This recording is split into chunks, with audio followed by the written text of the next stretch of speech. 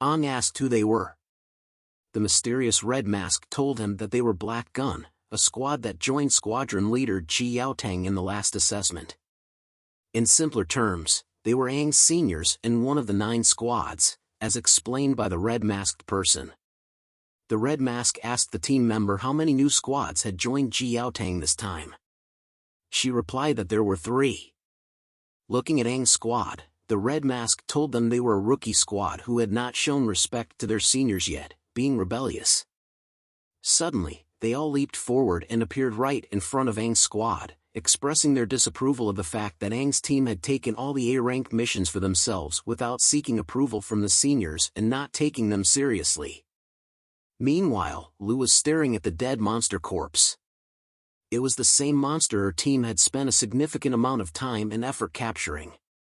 She looked at it intensely, clenching her teeth tightly as she thought about the tremendous amount of hard work they had put into capturing these demons. She asked the Red Mask who their leader was. Just as he asked why she hadn't asked her team to greet them yet, Lu dashed towards him in an instant.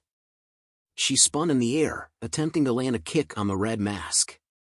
However, he easily dodged her kick by bending backward, as if he were in the Matrix. Confused by her actions, the Red Mask yelled at her for daring to attack her seniors, labeling them as undisciplined rookies. Anger consumed Lu as she readied her fist to attack, telling the Red Mask how dare he call themselves their seniors. Before she could attack, her teammates appeared and held her back, urging her not to act rashly. They reminded her that they were still their seniors, and it would be better to talk things out. While they restrained Lu, they told the Red Mask that they were being unreasonable and couldn't just kill the demons they had captured with so much effort. However, the Red Mask laughed off their claim of being unreasonable. With a disapproving gaze, he told them that this was a competition and that they were being naive. Lu's anger flared up at the mention of being naive. Internally, she labeled the Red Mask a bastard for ruining their mission. As a leader, she questioned how she could face her squad now. She screamed in her mind. Snow then turned back to call Ong. As he was about to discuss the situation and suggest talking it out with the seniors, Ong dashed past him in a red blur.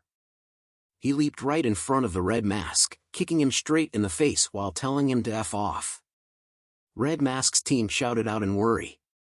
Ong stood tall and expressed that he had never seen people oppressing rookies and that the rules were bullshit. Aang's team was shocked and surprised by his actions, but Lu gave him a thumbs up. Red Mask was trembling in pain as he held his face, calling them bastards for treating their seniors this way. He called out to his team, Black Gun, to get ready for battle. The 3 members readied their weapons in agreement with the Red Mask's order, preparing to attack Aang's team. However, before the clash could happen, a voice echoed loudly in the air, shouting, "What buffoonery!" Jean appeared instantaneously between Ong and the Red Mask, just as they were about to attack each other. Jean grabbed onto Aang's leg while simultaneously blocking the Red Mask's punch. In a single fluid motion, Jean hurled both of them in different directions, sending Ong and the Red Mask flying back to their respective teams. Ong thought to himself that he couldn't see the standards of modern warriors, as they wouldn't even be fighting. Jean appeared wearing a red deadly aura, covering his body.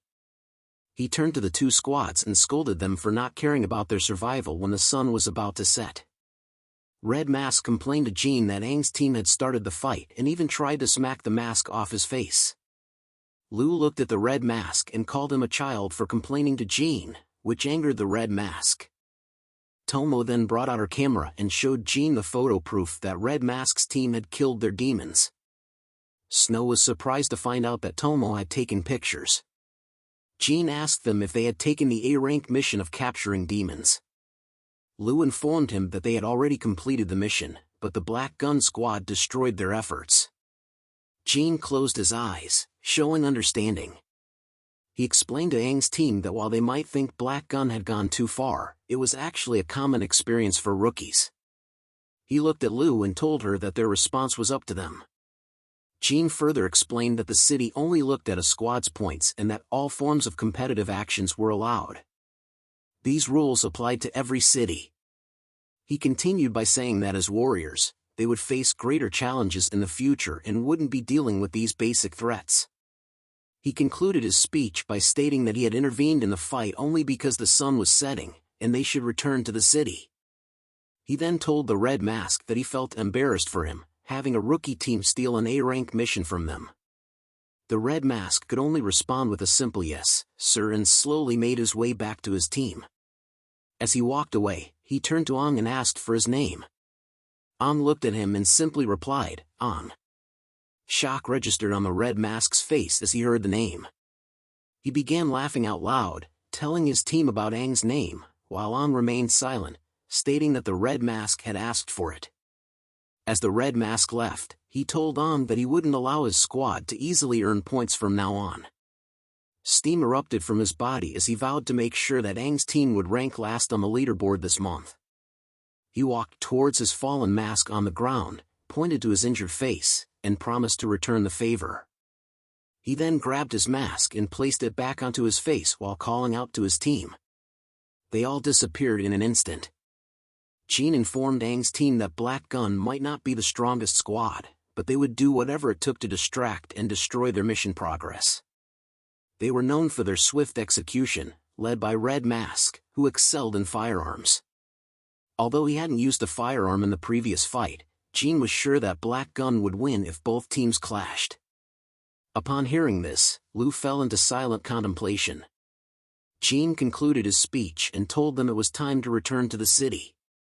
Lu decided to forget about the conflict and urged the team to move on. She looked at Ong, wondering why he was spacing out and if he was just trying to look cool. But before leaving, she told him that his kick was pretty cool, catching Aang's attention. Snow asked if they wanted to have dinner, but they all declined, mentioning they had plans. However, Ong had his own plan of capturing the 3 demons alive by himself. Night falls upon the city, with a large moon shining overhead. An announcement is made, urging the citizens to remain within the city for their safety. The repeated warnings emphasize the importance of not leaving. Meanwhile, Ong hides himself, reflecting on the fact that he hasn't seen many people since the warning. He assumes they are likely at home due to the lockdown. Curiosity piques his interest, and he contemplates what homes look like after completing the mission. Peering out from his hiding spot, he notices that people are not as vigilant as he expected. Spotting a sign indicating a temporary emergency gate, Ong squats down and ponders whether the city is short-staffed or if they simply believe no one would leave at night. He compares the present situation to his past experiences, noting that in the past, day or night didn't matter during their missions. Ong is confident that finding demons at night will be easy and that he can capture 3 no-fin demons with his previous life's forceful approach. He smiles at the thought of capturing the 3 demons before morning, despite the potential interference from Red Mask and his team. Ong considers himself a genius for devising this plan. Suddenly, a voice startles Ong, and he turns to see Lu standing beside him. Lu finds it exciting to sneak around at night since becoming a warrior, as it grants her more freedom. Ong, now standing up, tells Lu that she scared him. She questions his reason for sneaking around at night during the lockdown, although internally, she is delighted by the idea of venturing outside the city at night. Ong whistles nonchalantly, pretending not to understand what she is talking about and claiming he was just taking a stroll. It's worth noting that Ong, despite being the strongest warrior in human history, struggles to lie convincingly. Lu looks at him, aware of his poor acting skills, and Aang's stomach growls loudly, exposing his subpar performance. Frustrated with his acting, Ong gives up and admits to Lu that he wanted to surprise the team by completing the mission that Red Mask's team ruined earlier. Since Lu discovered his intentions, he asks her not to report him to the higher-ups. Planning to return, Ong is taken aback when Lu insists on joining him, surprising him with her determination. Lu smiles and asks about the plan, feeling like a genius herself and getting excited at the thought of Red Mask and his team's reactions. Ong questions why Lu let out an evil chuckle, but Lu denies doing anything mischievous. Meanwhile, atop the high walls, 2 warriors can be seen.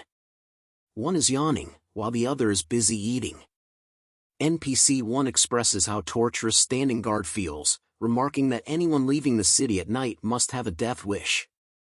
NPC 2 tells NPC 1 to be quiet, calling him an idiot, and warns him not to let the other squadron leaders hear such statements. NPC 2 explains that the gap in the gates is for emergencies. In the past, human survivors sought refuge in the city but were tragically killed by demons due to the gates opening a few seconds late. Since then, almost every city decided to leave an emergency gap in their main gate to prevent such tragedies from recurring. NPC 1 apologizes for his lack of knowledge, but NPC 2 reassures him, taking out an item that brings joy to men in the middle of the night, a photo book featuring female warriors from other cities. Blushing happily, NPC 1 holds the newest photo book, and NPC 2 cautions him to be careful with it, given its cost. Both of them giggle as they enjoy the photo book together. Seizing the distraction, Lu and An seize the opportunity to sneak out of the city.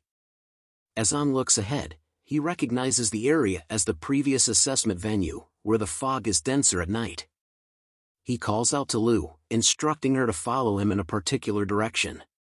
Eventually, they reach an empty area, and Lu notes that they are far enough from the city to avoid detection. The decaying forest will provide adequate concealment.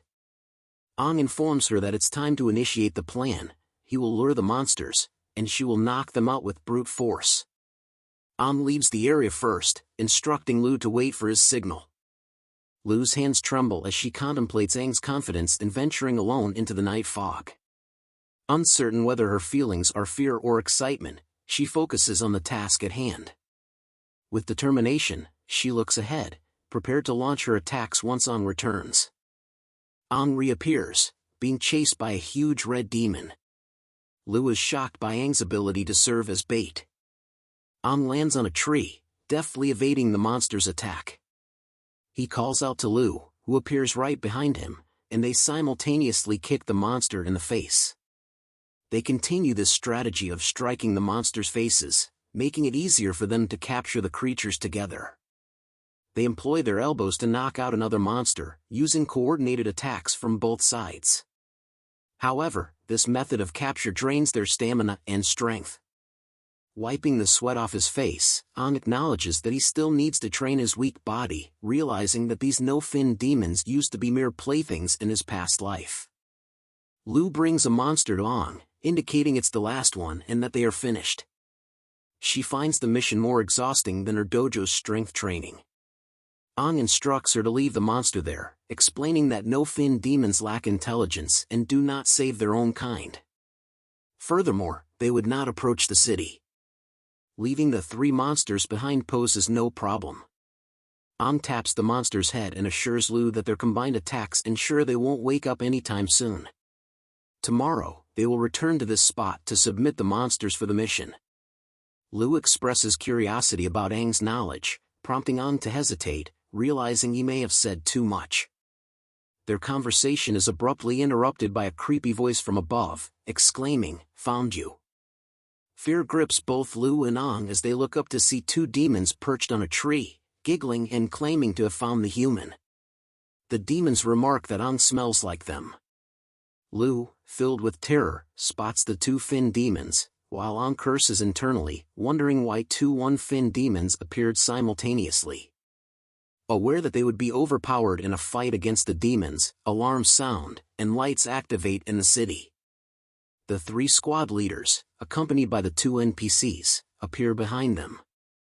Joel informs everyone that signs of one-fin demons have appeared, instructing them to scan the area with spotlights. The two NPCs agree, shouting affirmatively. Jel asks Jean why one-fin demons have emerged and speculates if it's the same one from the assessment. Jean assures her that he found the demon in an underground cave and is certain it was dead. Spotlights begin scanning the decaying forest, revealing the presence of the demons in the same area as Aang and Lu. The NPCs alert the captains that two one-fin demons have been spotted. Joel calms everyone down, ordering the city gates to be shut and the defensive turrets to be prepared. He ponders what might have attracted two demons to appear simultaneously. The defensive turrets are activated and begin charging up. However, someone shouts to hold on and not to close the gates. Jel is surprised to hear this from Jean, who explains that there is someone out there. Joel calls for spotlights to be directed toward the source of Jin's concern, revealing Ong and Lu in the same area as the two one-fin demons. Jel asked why they were outside the city at night, but none of the captains had any idea. As they surveyed the area, they noticed 3 captured demons. Jin closed his eyes, finally understanding why they were outside the city. He explained to the others that Ong and Lu wanted to capture demons at night because their progress was hindered earlier in the day. Joel added that their talent and reckless desire for good performance had caused this problem, something common among rookie warriors. Jin hyped himself up, covering his body in a red aura, preparing to jump. He exclaimed that Ong and Lu would receive the worst punishment when they returned. Jin's powerful leap created a shockwave, pushing everyone back. Jel called out to him and turned to Joel, informing him that she would go with Jin for the rescue and leave the command to him.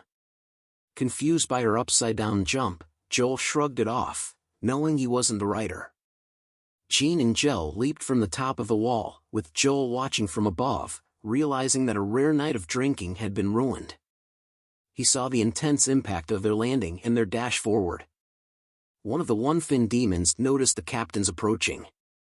Ong told Lu to hide behind him, saying they needed to wait for help and stall for time. Ong wondered if the demons were here for him, just like the one-fin demon from before. He questioned whether it was because of his rebirth or something that happened in the cave. Lu stepped up, suggesting they should fight together. The one-fin demons opened its mouth in a creepy way, indicating a desire to fight back. Both demons leaped down from the tree, but one of them disappeared instantly before landing, while the other landed in front of Ong and Lu. Suddenly, a red demon appeared between Ong and Lu, raising its arm, threatening to kill the useless one and targeting Lu. However, Ong managed to body slam the red demon away from Lu's attack. The red demon's strike destroyed the ground, sending shockwaves to Ong and Lu. The red demon praised Ong for his quick reflexes, while Lu readied herself and kicked the red demon's face, telling it to eat dirt. To her surprise, she realized her kick was held back by water strings, and the red demon taunted her. At that moment, the blue demon appeared, blocking Lu's kick with its water strings, and told her to look. The blue demon's strings wrapped around Lu's body effortlessly, causing her to scream in pain. Ong called out her name in concern, but before he could do anything, the red demon reappeared before him with its fist ready, admonishing him for being distracted. However, a heavy fist suddenly smashed into the red demon's face, giving it a shock. Jin appeared and sent the red demon flying, warning it not to even think of hurting the 2 young warriors. Jin and Jel appeared in front of Ong, surprising him, and reassured him that they were safe now. Jel examined the 2 demons and recognized them as a blue cord water type and a red cord earth type. She realized they needed to save Lu first. The blue core water type was agility-based, while the red core earth type was strength-based. The red demon remarked that it was lucky to block Jin's attack, or else its head would have exploded. Meanwhile, Joel noticed the situation and wondered if they were at a standstill. He yelled out that they were too close and commanded the defensive cannons to be ready, warning them to avoid harming their own people. Another warrior appeared, calling out to Joel. She informed him that they had detected a large number of no-fin demons heading in their direction. Joel asked how many, and she replied countless. Fear and sweat overcame her as she trembled, explaining that it was a demon wave. The red moon's glow covered the aura, and the ground shook heavily as endless streams of monsters emerged from the forest. The demons screamed and shouted as they rushed forward. Joel clenched his teeth and gave the command, "Sound the alarms. All warriors prepare for combat." The command echoed through the air as alarms and sirens blared throughout the city in response to the incoming demon wave. The warriors in the city rushed towards the walls, preparing to assemble in their squads. Jin took note of the demon wave, realizing that the demons were well prepared since they had made such a big move. Ong added that they had passed them and were heading straight for the city. Jel informed them that the demon wave had been called by the 2 demons, emphasizing the need to eliminate them quickly. Lu shouted to them that she was fine and urged them to help the city instead, feeling like a burden and neglecting her duty. However, The blue demon covered her mouth, telling her to shut up, while she struggled to free herself. Determined, the three of them leaped towards the demons, with Jean leading the charge. He yelled out that they would bring Lu back with them. The red demon laughed like the Joker and slammed its hand into the ground, summoning 2 waves of large red spikes from the earth towards them. Jean warned Jill to watch out as the spikes approached. Jean and Jill dodged the spikes, while Ang effortlessly broke through them. Jean and Jill attempted to break the spikes, but Ang realized that they weren't attacking him. The red demon appeared beside Ang, suggesting they go. Ignoring Ang's presence, the red demon dashed towards Jean and Jill instead. Jean wondered why the red demon hadn't stopped Ang. As Jean and Jill fought the red demon, it warned them that spacing out would result in death. The blue demon tightly held onto Lu, urging Ang to follow. Suddenly, Lu was sent flying backward as a large stream of water carried her away from the group. Ang called out to her, but his strength was lacking, and he struggled to think clearly about the trap to separate him from the leaders. Jean saw Ang standing alone and shouted at him, telling him not to follow the demon as he couldn't defeat it. However, Ang couldn't ignore Lu after witnessing the look in her eyes. He clenched his fist tightly, realizing he couldn't abandon her, and decided to follow her. Deep within the decaying forest where Lu was previously kidnapped by the blue demon, the blue demon suddenly stops running away and places Lu in front of itself. It stares intensely at Lu, creating a moment of artistic appreciation. Now, let's return to the story. The blue demon finds Lu intriguing and explains that one-fin demons are interested in the rich emotions of humans. It had heard that humans scream when they feel despair. Beg, the blue demon demands, wanting to hear Lu plead for mercy. However, Lu remains silent, staring back at the demon. Perhaps it's because there is tape covering her mouth. Lu manages to remove the sticky blue substance from her face, revealing that her mouth was covered and making it impossible for her to scream. The blue demon then orders her to scream, but Lu remains defiantly silent. The demon wonders if Lu was even worthy of begging for her life. Lu, unyielding, tells the demon that she belongs to a martial family that taught her never to bow her head before an enemy. Cowardice is considered shameful in her family, so she challenges the demon to either kill her or face her in combat once again. The demon remains silent for a moment, processing Lu's words, but then bursts into laughter. It kicks her in the face, expressing its anger. It taunts Lu, claiming that she was merely bait and will soon meet her demise on the ground. But Lu, displaying the utmost confidence, gives the demon a powerful side-eye. Just as the blue demon approaches Lu with malicious intent, a voice calls out, breaking the tense atmosphere. Ang appears, wielding his knife and pointing it at the demon, demanding that it release Lu and acknowledging himself as their target.